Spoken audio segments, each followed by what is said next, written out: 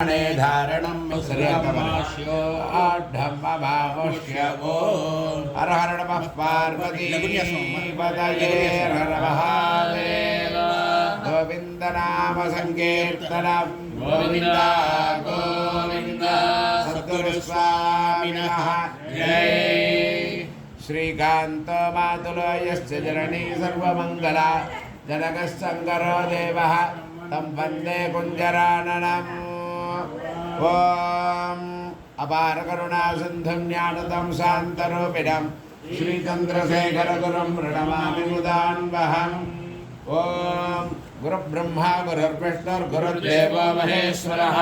गुरुसाक्षात् परब्रह्म तस्मै श्रीगुरवे नमः। गुरवे सर्वलोकानां भिषजे भवरोगिणां विषजे सर्वविद्यानां श्रीदक्षिणामूर्तये नमः। श्रुतिस्मृतिपुराणानाम् आलयं करुणालयं नमामि भगवत्पादशङ्करं लोकशङ्करं शङ्करं शङ्कराचार्यं केशवं बादरायणं स्तोत्रभाष्यकृतौ वन्दे भगवन्तः पुनः पुनः। शङ्कराय नमस्तुभ्यं मङ्गलाय नमोऽस्तुते धन्वणां पतगे नित्यमन्नानां पतगे नमः। ॐ नमो भगवते दक्षिणामूर्तये मह्यं मेधा प्रज्ञां प्रयच्छ स्वाहा। सद्गुरुचरणारविन्दाभ्यां नमः। हृद्यास्पहव्यैर्नमसा वसद्य मित्रं देवं मित्रधेयन्नास्त अनुराधानाभिषावर्धयन्तः सदञ्जीवेम सकलैव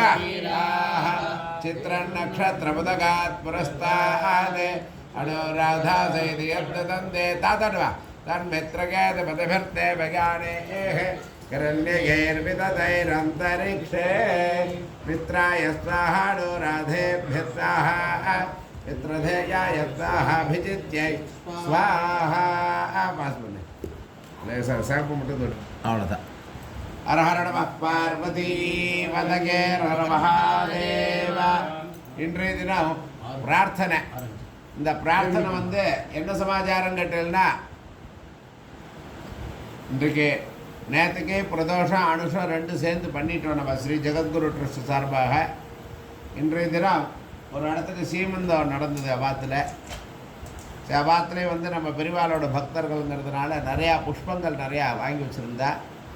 அவள் வந்து இன்றைக்கி பெரியவாளுக்கு புஷ்பாஞ்சலி பண்ணணும் அப்படின்னா, அதனால் அவள் புஷ்பம் நிறையா கொடுத்தா. அதனால் இன்றைக்கி நம்ம எல்லாம் சேர்ந்து இந்த புஷ்பாஞ்சலி பண்ணுறோம். அவளுக்கு சுகப்பிரசவம் ஆகணும், அதுக்கு ஒரு பிரார்த்தனை. அந்த மாதிரி நம்ம எல்லோருக்கும் உடம்பு நல்லபடியாக ஆகணும். அதனால் இந்த கமிட்டியில் இருக்கிறவா அவளுக்கெல்லாம் உடம்பு எல்லோருக்கும் பிரார்த்தனை இருக்குது. அந்த கமிட்டியில் இருக்கிறவா எல்லோருக்கும் அவள் குடும்பமும் க்ஷேமமாக இருக்கணும். உலகத்தில் உள்ள எல்லா ஜீவராசிகளும் இன்னும் நிறையா மழை வரணும். ஃபஸ்ட்டு நிறையா தீர்த்தம் இருந்தால் தான் நம்ம சமாளிக்க முடியும். அதனால் அந்த தீர்த்தத்துக்கு பிரார்த்தனை வருண பகவானை ஆனால் பெரியவாள்கிட்ட அவளுடைய பாதார விந்தங்களில் சமர்ப்பணம் பண்ணி எல்லோரும் ருத்ரத்தினால புஷ்பாஞ்சலி, ருத்ர ஜபம் சமகத்தினால பிரார்த்தனை, அதை புஷ்பாஞ்சலி பண்ணலாம். ஹர ஹர நமः பார்வதி பதயே ஹர ஹர மகாதேவ. சிவாசரவ்யாயாதமதயானோ ருத்ரமுடயா யாதே ருத்ர சிவாதனோரഘോരാபாபகாசினி தயானஸ்தனுவாசந்தமயா கிரிசந்தாபிஜாகசேः யாமிஷம் கிரிசந்தஹஸ்தே விபர்யஸ்தவே शिवाङ्गिरित्रदाङ्गुरवायकं से पुरुषञ्जगते शिवेन वचसा त्वा गिरिशाच्छावदामसे यथा नः सर्वमिज्जगदयक्ष्मकं सुमनासते अद्य वोचरति भक्ता प्रथमो दैव्याभिषके अरेगश्च सर्वाञ्जम्भयन् सर्वाश्च यातु धान्यः असो यस्ताम्रो अरुणवतभ्रस्सु मङ्गलः ये देवागं रुद्राभितो दक्षश्रिता सहस्रसो वैशाखमेणयीमहे असव्यावसर्पजनीलग्रीवो विलोहितः उदैनं गोपादृशन्नदृशन्नुदार्यः उदैनं विश्वभूतानि चतुष्टो मृडयातिनः नमो अस्तनीलग्रीवाय सहस्राक्षाय मेढुषे अल्पो ये अस्य सत्त्वानो हन्तेभ्यो करन्नमः प्रमुञ्च तन्वनस्तमुभयोरात्रियोग्याम् याप्य देहस्तैषवपरादा भगवो भव अवदत्यधनुस्त्वकं सहस्राक्षसुतेषु ते निषेद्य शल्यानां मुखा शिवो नः सुमना भव वेद्यन्धनक्ववर्धिनो विशल्यो बाणवागुम्भुत अनेसन्नस्येषव आभुरस्य निषङ्गतिः या देहेर्मे दुष्टमहस्ते बभूव ते धनुः तयास्मान् विश्वदत्वमयक्ष्मया परिभुज नमस्ते अस्वायुधायानाददाय कृष्णवे उभाभ्यामुदते नमो बाहुभ्यां तव धन्वने परिदे धन्वनो हेतिरस्मान् पृणक्तु विश्वतः अथो यैषुधिस्तवारे अस्मन्निदेगिनम् नमस्ते अस्तु भगवन् विश्वेश्वराय महादेवाय त्र्यम्बकाय त्रिपुरान्तकाय त्रिकालाग्निकालाय कालाग्निरुद्राय नीलकण्ठाय मृत्युञ्जयाय सर्वेश्वराय सदाशिवाय श्रीधराय श्रीमन्महादेवाय नमः नमो हिरण्यवाहवे सेनान्ये दिशाञ्जपदये नमो नमो वृक्षेभ्यो हरिकेशेभ्यः पशूनां पदये नमो नमः स्वस्तिञ्जराय द्विषीमते पथीनां पदये नमो नमो बभ्रुषाय विव्याधिनेन्नानां पदये नमो नमो हरिकेशायोपवीदिने पुष्टानां पदये नमो नमो भवस्य हेत्यै जगतां पदये नमो नमो रुद्राय ददाविने क्षेत्राणां पदये नमो नमः सूताय हन्याय वनानां पदये नमो नमाय जापकल्पाय च नमो जगन्याय च बुद्धियाय च नमः सोम्याय च प्रतिसर्याय च नमो याम्याय च क्षेम्याय च नमः वर्वर्याय च कल्याय च नमः श्लोक्याय चावधान्याय च नमो वन्याय च कक्ष्याय च नमः श्रवाय च प्रतिश्रवाय च नमः आशुषेणाय च आसुरथाय च नमः शूराय चावभिन्दते च नमः वर्मिणे च वरोदिने च नमो बिल्विने च कवदिने च नमः श्रुताय च श्रुतसेनाय च नमो दुन्दुभ्याय च हनन्याय च नमो धृष्णवे च प्रमृषाय च नमो दूताय च प्रहिताय च नमः निषङ्गिने च देवताय च अरुणाय च नमः शङ्काय च पशुपतये च नमः उग्राय च भीमाय च नमो अग्रे वदाय च दूरे वदाय च नमो हन्त्रे च हनीयते च नमो वृक्षेभ्यो हरिकेशेभ्यो नमस्ताराय नमः सम्भवे च मयो भवे च नमः शङ्कराय च मयस्कराय च नमः शिवाय च शिवधराय च नमः स्त्रीत्याय च कोल्याय च नमः भार्याय च भार्याय च नमः प्रदरणाय चोत्तरणाय च नमः आधार्याय च लाद्याय च नमः सत्याय च भेन्याय च नमः सिगत्याय च प्रभात्याय च नमः ईण्याय च प्रवत्याय च नमः किगंशिलाय च क्षयनाय च नमः गिरः दुर्मैर्वाजे विराजनम् वाजश्च मे प्रसवश्च मे प्रविदिश्च मे प्रसिदिश्च मे धीदिश्च मे कृदुश्च मे स्वरश्च मे स्वागश्च मे श्रावश्च मे श्रुतिश्च मे ज्योतिश्च मे शुभश्च मे प्राणश्च मे मानश्च मे ज्ञानश्च मे सुश्च मे चित्तञ्च मादीनञ्च मे वाक्च मे मनश्च मे चक्षुश्च मे श्रोत्रञ्च मे दक्षश्च मे बलञ्च मवोजश्च मे सहस्रम आयुश्च मे जरा च म आत्मा च मे तदाश्च मे सर्व च मे मर्म च मे कानि च मे स्थानि च मे परोकृति च मे शरीराणि च मे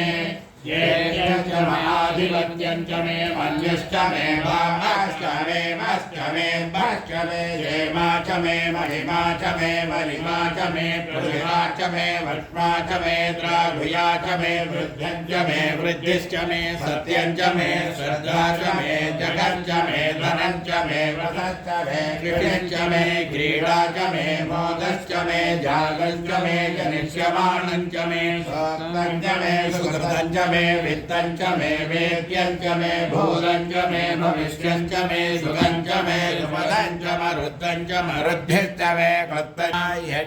यज्ञेन कल्पताम् एका च मे दिष्टं च मे पञ्च च मे सप्त च मे नव च मे एकादश च मे त्रयोदश च मे पञ्चदश च मे सप्तदश च मे नवदश च मे एकविंशतिश्च मे त्रयोविंशतिश्च मे पञ्चविंशतिश्च अष्टविंशतिश्च मे सप्तविंशतिश्च मे नवविंशतिश्च मे एकत्रिंशच्च मे त्रयस्त्रिंशच्च मे चतुस्रश्च मे नौ च मे द्वादश च मे षोडश च मे विंशतिश्च मे चतुर्विंशतिश्च मे अष्टाविंशतिश्च मे द्वात्रिंशच्च मे षट्त्रिंशच्च मे चत्वारिंशच्च मे चतुश्चत्वारिंशच्च मे पञ्चचत्वारिंशच्च मे वाजश्च प्रसवश्चाभिगश्च क्रतुश्च शुभश्च मुहूर्ताद्यश्च भौवनश्च भुवनश्चाधिपतिश्च इडाने बभोर्वणुर्यज्ञदम् विश्वदं परमां नित्यं विश्वं नारायणगुं हरिं विश्वमेवेदं पुरुषस्तद्विश्वमुपजीवते हरिं विश्वस्यात्मेश्वरगुं शाश्वतगुं शिवमच्युतं नारायणं महाज्ञेयं विश्वात्मानं परायणं नारायणपरो ज्योतिरात्मा नारायणः परः नारायणपरं ब्रह्मतत्त्वं नारायणः परः नारायणपरो ज्ञानं नारायणः परः दोषास्त्व शुक्रग्रहप्रियता प्रत्यर्नश्यत आयुरविवृध्यता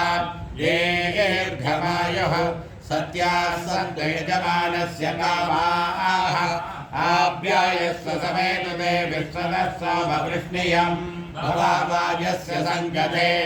अप्सु मे सोम अब्रवीदन्तर्विश्वानि भेषज अग्नि च विश्वसम्भुवमापश्च विश्वभेषजीः गौरी विमाय सलिलानि तक्षत्येकपदी द्विपदी सा चतुष्पदी अष्टापदी नवपदी बभूवुषे सहस्राक्षरा परमेभ्यो मन्ये अधिदेवता प्रत्यधिदेवता सहिताय भगवते सोमाय नमः सोमग्रह प्रसाद सिद्धिरस्तु सोमग्रह दोषो निर्दोषोऽस्तु सोमग्रह प्रेयतां प्रत्यर्नश्च पुनः कृण्वन्त्वा पितरं युवानमन्वादाकं सेत्वैदन्तुभेदम् इदं विष्णुर्विचक्रमे त्रेधानिददेवतं समोढवस्यतागुं सुरे विष्णोधराणमसि विष्णाः पृष्ठवसि विष्णोऽस्यत्रेस्तो विष्णो सूरसि विष्णाः ध्रुवमसि वैष्णवमसि विष्णवे त्वा अधिदेवता प्रत्यधिदेवता सहिताय भगवते उधाय नमः उधग्रह प्रसाद सिद्धिरस्तो उधग्रह दोषोऽनिर्भवत्ते दिनेतवम्मयोधा चन्द्रं रयं पुरवीरं बृहन्तं चन्द्रचन्द्राभिर्गृणते युवस्व अधिदेवता प्रत्यधिदेवता सहिताय भगवते केतवे नमः केतुग्रह प्रसाद सिद्धिरस्तो केतुग्रह दोषानिर्दोषोऽस्तु केतुग्रह प्रेयता प्रत्यर्नश्यत आयुरभिवृध्यतां दीर्घमायुः सत्याः सन्तु यजमानस्य कामाः आदित्याय च सोमाय मङ्गलाय बुधाय च गुरुशुक्रशनिभ्यश्च रामवेगेतवे नमः आदित्यादिनवग्रहदेवताभ्यो नमः ॐ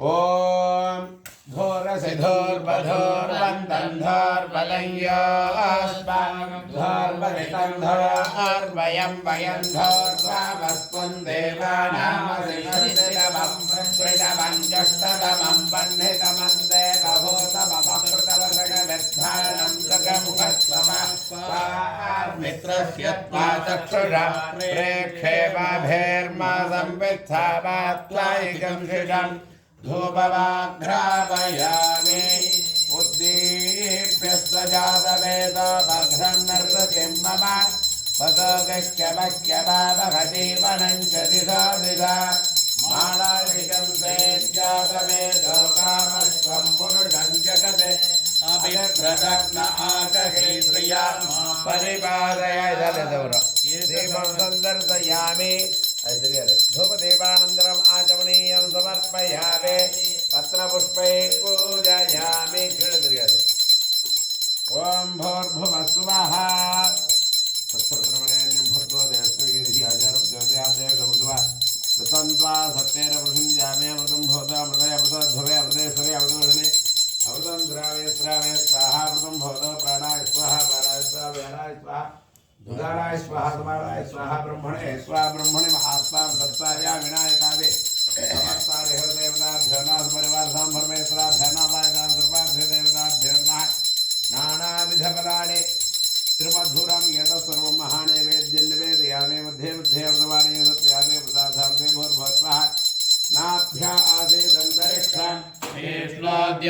वर्तत पद्भ्यां भूमिर्दस्रोत्रात् तथा लोकागुम्ह कल्पयन् वेदाहं कर्पूरतापचारान् समर्पयामि आत्मन्नात्मन्नित्या मन्त्रयता तस्मै पञ्चमभूतप्रत्यशृणोत् स पञ्चभूतो भवते पञ्चभूतो हवैना वैषः तं वा एतं पञ्चभूतकुं सन्तम् पञ्चभूतेत्यासक्तते परोक्षेण परोक्षप्रिया इव हि देवाः अलङ्कारपञ्चमुखदीपं सन्दर्शयामि आचमनीयं समर्पयामि पत्रपुष्पैः पूजयामि मह्यं कामेश्वरो वै श्रवणो ददातु कुबेराय वै श्रवणाय महाराजाय नमः काञ्चीवासाय विद्महे शान्तरूपाय धीमहि तन्नः चन्द्रशेखरेन्द्र प्रचोदयात् अपराजनसमारम्भां शङ्कराचार्यमध्यमाम् अस्मदाचार्यपर्यन्तां वन्दे गुरुपरम्पराम् ईशानः सर्वविद्यानामीश्वरः सर्वभूतानां ब्रह्मादिपतिर्ब्रह्मणोऽधिपतिर्ब्रह्मा शिवो मे अस्तु सदा शिवो समस्तापराधक्षमापणार्थं सर्वरक्षार्थं सर्वमङ्गलप्राप्त्यर्थम् अलङ्कार आनन्दकर्पूरनीराजनं सन्दर्शयामि आचमनीयं समर्पयामि आयतनवान् भवति यो नक्षत्राणामायतनं वेद आयतनवान् भवति आवो वै नक्षत्राणामायतनम् आयतनवान् भवति य एवं वेद योपाभायतनं वेद आयतनवान् भवति संवत्सरो वा अपाभायतनम् आयतनवान् भवति यत्संवत्सरस्यायतनं वेद आयतनवान् भवति आवो वै संवत्सरस्यायतनम् आयतनवान् भवति य एवं वेद योऽक्षुराभप्रतिष्ठितां वेद गुहायां विभ्राजते तद्यतया विसन्ति वेदान्तविज्ञानसुनिश्चितार्था संन्यासयोगात्युदयस्वद्धसर्वाः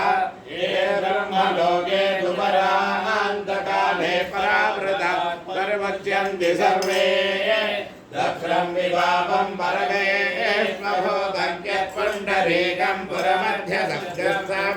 तत्रापि दक्रं गहनं विशाखस्तस्परयदन्तस्तदुपासिधव्यं यो वेदादोत्तरप्रोक्तो वेदान्ये च प्रतिष्ठितः तस्य प्रकृतिलीनस्य यः परस्य महेश्वरः प्यासुवर्णर्पयामे चत्रजावरादि समस्तापचारान् समर्पयामि ओवर नमस्कार तोडकाष्टक से गामे शरणं भवशङ्कर देशिकमे शरणं भवता जनता सुहिता भविता विजबोध विचारणचारुमते कलयेश्वर जीव विवेकमिदं भवशङ्कर देशिकमे शरणं भवशङ्कर देशिकमे शरणं स्वये भगवानि दिवे निधरां समजायत चेतसि कौतुहिता